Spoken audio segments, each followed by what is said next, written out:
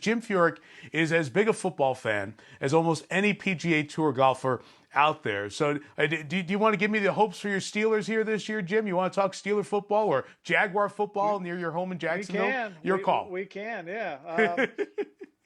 Coach Marone lives right down the road, so I've now have to root for the Jags, somewhat, but I'm still, everyone knows I'm a Steeler fan at heart. I think it's nice to see Ben throwing again, and honestly, the Steelers have a lot of weapons. The defense looks great. I think, if Ben's healthy, if he can get back to his old form, I think they have a good chance.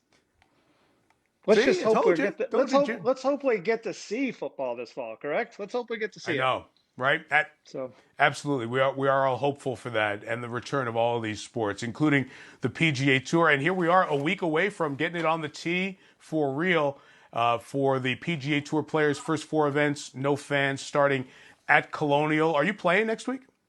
I am. I'm planning on playing the first three events for sure, and kind of see how that goes. So we got Colonial, we got RBC Heritage, and then we got the Travelers up in Hartford.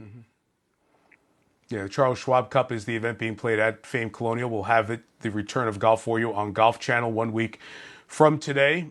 Jim, for you, this time has always been unique and different and handled by a variety of athletes in a different way. Did you put the clubs away at all for a stretch and start to get back a few weeks ago? How have you handled it?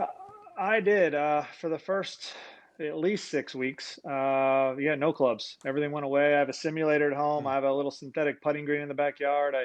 I messed around on those a little bit. I worked on my putting a lot in the backyard, but no golf course. Our family just decided to hunker down, stay home, and the silver lining was some great quality time. My daughter's going off to college this fall, so the time that we've got to spend at the dinner table, I think discussing the world, discussing what's going on, has been some good quality time.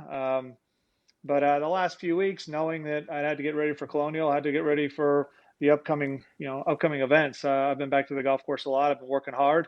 I think we are a sport that you can socially distance. You can play, in threesomes and foursomes and stay more than 6 feet apart. And I was nervous about it, but it's worked out so far. You put this up on social media. This is so true, Jim, because I've played more golf in the last couple of weeks than I had for that same purpose. You can social distance very easily and do it, and you're outside. And a lot of pull carts for the younger ones. I'm still carrying my bag. Well, I'm still carrying my bag on a hilly back nine. I got to tell you, you feel it come 17. But I'd like there is a joy in going back to. Yeah.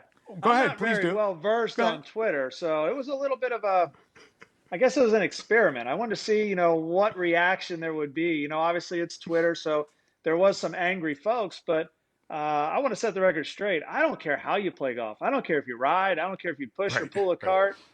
Carry your own bag. Have a caddy is a wonderful way to play golf. I'm just happy you play golf. I'm happy you can get outdoors, get some exercise, and enjoy some time with your friends. Putting the single strap on my shoulder is a preference when I'm carrying a bag, but that's just because that's what we did when I was a kid, and I kind of missed it. I enjoy. I've played a lot of golf with my son here in the last few weeks, and it gives you, not being in a cart, it gives you an opportunity to talk to the folks you're playing with, and kind of enjoy the walk. And I've had a lot of fun doing it. And if you play with good golfers like me, it builds in even more social distancing. When I miss the fairway, it's two straps over my shoulder, and I'm headed off to the right where I've sliced another tee shot. Jim, you were a Ryder Cup captain last time around. Steve Strickers asked you to be part of the team to help out as one of the vice captains for the coming Ryder Cup. And there's a lot of conversation. Will it happen? Will it not happen? Because of fans. How essential are fans and the presence of fans to the Ryder Cup as somebody who's been in the middle of 20 years of incredible Ryder Cup memories? I think it's one of the things that separates that event from the rest in the entire world. The roars, the cheers, the home and away matches that you don't see anywhere else, and the players just love that atmosphere, home and away. I'm walking down the steps in Paris, and I got booed the entire way down those stairs. It was about 400 feet, and I had a few folks apologize to me about it. I thought it was awesome. I mean, that's what that event is about. It's about rooting for United States or rooting for Europe. The players come together. There's battles on the golf course, but it's just a great part of that event. And it would be it would be sad to see it, not played with fans. But that decision's going to be made here. It sounds like in the next 2 or 3 weeks, and I'm as anxious as anyone. It's my favorite event. I love it, and Captain Stricker's been working hard. I'm sure Patty's been working hard on the other side of the pond, and we meet a bunch and talk as captains. So I'm anxious to hear what happens and how that decision comes about. Padraig Harrington captaining the European side. There's been a lot of conversation from players involved on both sides that they'd rather see it pushed back a year to have the hope of fans as opposed to playing it in no fan or a limited fan experience. As you said, I think we're getting closer to something there.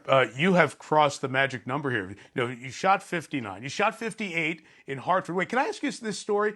Is it true that you did not hit a practice putt when you shot 58 in 2016 on that Sunday in Hartford? How in the world did that happen?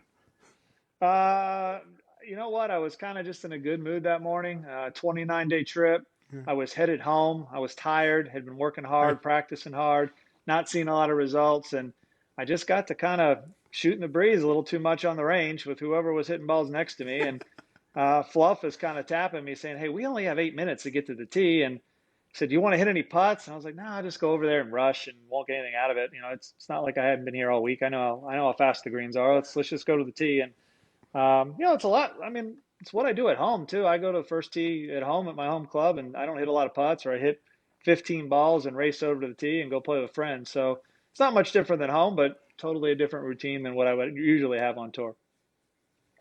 That's crazy. So I mentioned the 50s. You have now crossed that magic number. You are ready for the Champions Tour. Will we still see you on the regular tour, Champions Tour? Will you bounce back and forth?